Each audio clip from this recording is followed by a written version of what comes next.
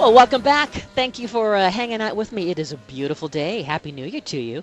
The Cirque du Soleil is coming to Los Angeles, and I just got to give you a heads up that you might want to mark it on your calendar, opening summer 2011, and that is the City of LA's float. Not only paying tribute to that, but Hollywood about to celebrate its 50th anniversary of the Walk of Fame. So on this float, a great peek at all things Grauman's Chinese Theater with a pagoda at the front of the float, and a large red Christmas chrysanthemums, and the walls of the Kodak Theater, and the fluorographs showing on the sides of the theater what movies are coming, and the film reels and silver wave. Really a beautiful float. And after that, another one you can't forget, and this is the China Airlines. They always have a magnificent float. This one, Raul Rodriguez, the designer who is so famous, who does all of his crafting of float designs using a paintbrush. And he has with him his blue macaw, Sebastian, on his shoulder. But this is a beautiful float that is basically showcasing the sport of dragon boat racing. And did you know that there is a club tied to that in Southern California? Members of the Southern California Dragon Boat Club are on that float. Who knew? And this is showing the lanterns that are animated. They move back and forth as well as the dragon heads are also animated to wave side by side. Beautiful float. They always have a great one.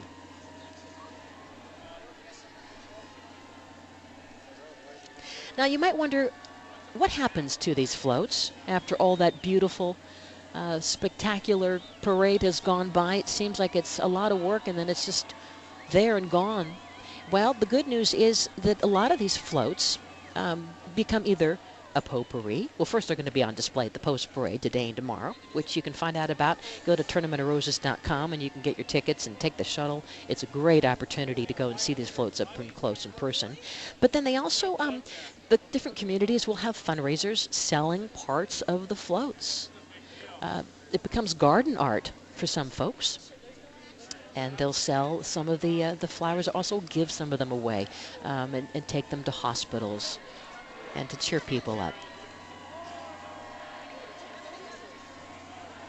Now coming up is the Sierra Madre float, and it's one of my favorite floats because they literally raise money for their float by flipping burgers. It's a grassroots effort, and every year they do so well. In fact, you probably remember a couple years ago they had the Bollywood float that was all about India, and it was stunning with an elephant and all the detailed, a lot of purples and golds.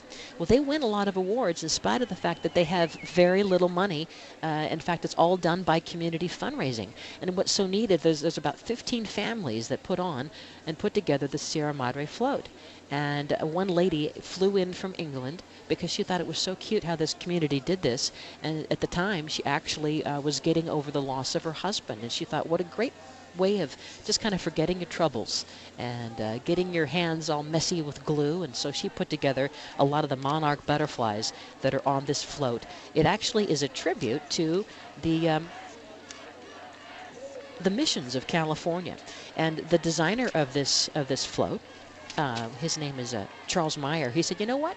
He remembers the days when he was in school and put together a mission. I mean, who doesn't remember that mission project? Well, this is the mission in Carmel, and it's called Sueños de California, and it translates to Dreams of California, and it's beautiful. I haven't ever seen this mission in person, but maybe you have in Carmel. But with the float, they have members of the Folklore Pasión Mexicana de Los Angeles doing a little dancing on the side of the float. And to save money for this particular float, because again, this is Sierra Madre, they didn't have a lot of funding. Some of these floats can cost in the hundreds of thousands of dollars. And so to save on cost, what they did is they used a design that didn't require a lot of bending of metal. Instead, they used plywood, and that's what they used to create the backbone of this mission. And by the way, you can come see if float building is a hobby that you would like to participate in, and Sierra Madre is putting it out there. Come on and be a volunteer because they're eager to have your help. Anyone can participate. You don't have to be artistically inclined. You don't have to have mechanical experience, but if you do, you're welcome as well. So you can check them out at smrosefloat.org for more information to participate. So it really is. I've done that before in the past. If you haven't volunteered on the floats, it's a lot of fun. And most of the volunteering takes place just after Christmas time, although you can get involved even sooner. You might want to inquire as early as July. Now, the floats have so much to tell. It's really not only the beauty, but there's also the safety thing, all right? Do you know that these floats have insurance? That these float designers have to basically take out what's comparable to yacht insurance to protect what is like a semi-truck going down the street. And even though they're traveling at only a few miles per hour, it would be terrible if something went wrong. And they also want to make sure that after all that money that's been spent with all these flowers, if something were to happen and it were to rain, which it never happens. Well, it did in 2006, but hardly ever happens. They want to make sure that they get paid, so that's why they get float insurance in the form of boat insurance. So they take this all very seriously. They always, in fact, have a little flower and sample kit that they call their patch kit, because after they do all the decorating, they get in line and formation here on New Year's Day, or actually on New Year's Eve, and wouldn't you know it, a flower or a clump would fall off, and they have to then make some repairs just before that final parade begins.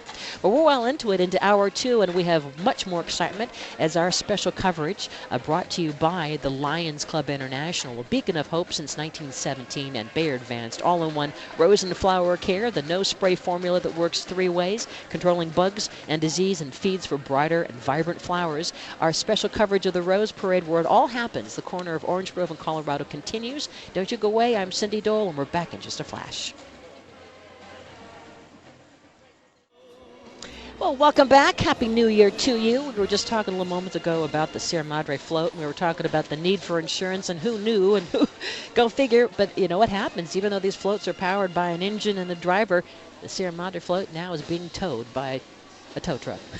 Those little things can happen. Murphy's Law. Well, it's mostly all good news today. Hey, it's New Year's Day. We can't have any bad. And so right now we're looking at a celebration of the 40th anniversary of Uno. Ever played the card game Uno? It's 40 years old. Well, this is a float that is paying tribute to that. This timeless fun for everyone. And it has clouds of creamy white Vendilia roses that are framing with crisp white orchids that line into this delicate sprays of more orchids. And whenever you hear orchid, you know that's thousands and thousands more dollars added to that float's budget.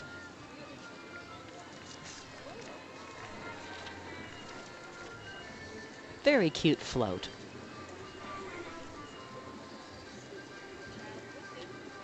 The Uno cards on this float, by the way, are all decorated with berries and those straw flower petals.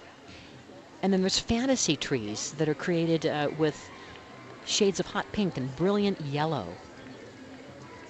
And balloons decorated in the Uno colors of berry and blue and yellow. Very childlike float.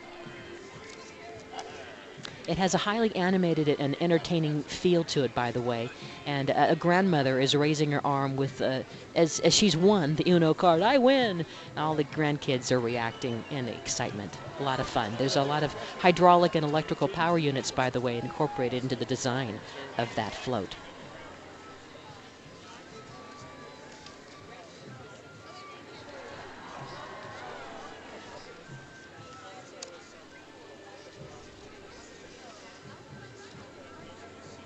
Next up is a band that is very popular. It's the Marching Sound Machine from Durham, North Carolina. And it's a concert band that's open to all students with interest and experience. They meet weekly during both semesters, studying and also practicing music. And they've come in here with their red and white uniforms, proud as can be, to march down Colorado Boulevard. All the performers rotating in the assignment of their parts, by the way.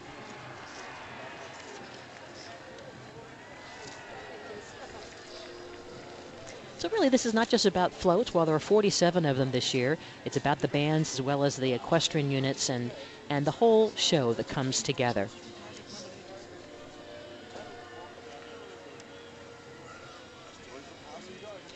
If you're wondering how these designers come up with their concept for a float, it really depends. And we're going to be hearing more about it today on a special, the making of the floats between 2 and 4 today. But I asked a lot of these designers, well, what's popular? How do you know what's going to be a hit? And really, it depends. If the sponsor has a certain message they want to get across, if it's a charity, a cause type of float. And by the way, later today we're going to see a very heartfelt message. It's a tribute to those who lost their lives on September 11th. That's going to be coming up toward the end of the parade.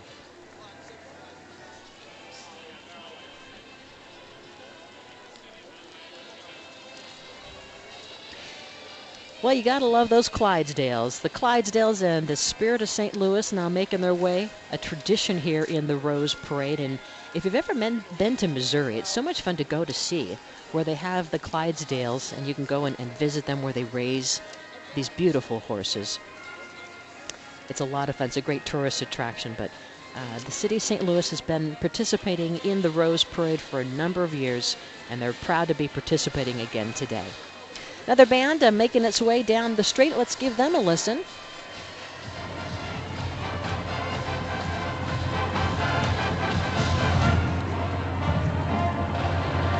This is Lindbergh High School.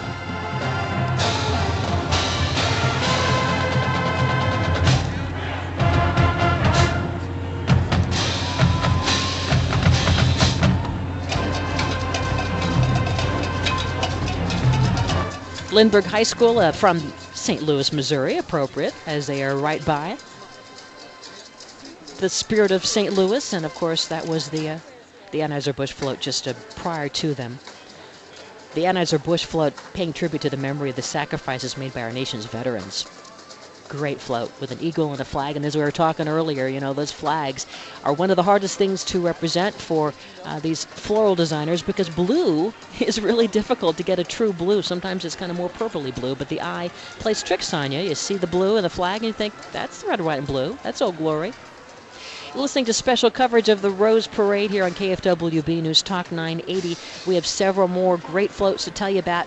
Pac-Man's going to be celebrating a special anniversary. We have that covered, as well as the special tribute to firefighters and to those victims of September 11th. We're approaching the 10-year anniversary coming up this year. So that and more next. I'm Cindy Dole, and we're proud to be broadcasting live from the parade with our partners, the Lions Club International, a beacon of hope since 1917, and Bayer Advanced, all-in-one rose and flower care. Bayer Advanced, better science, better results. BayerAdvanced.com. We're back after this.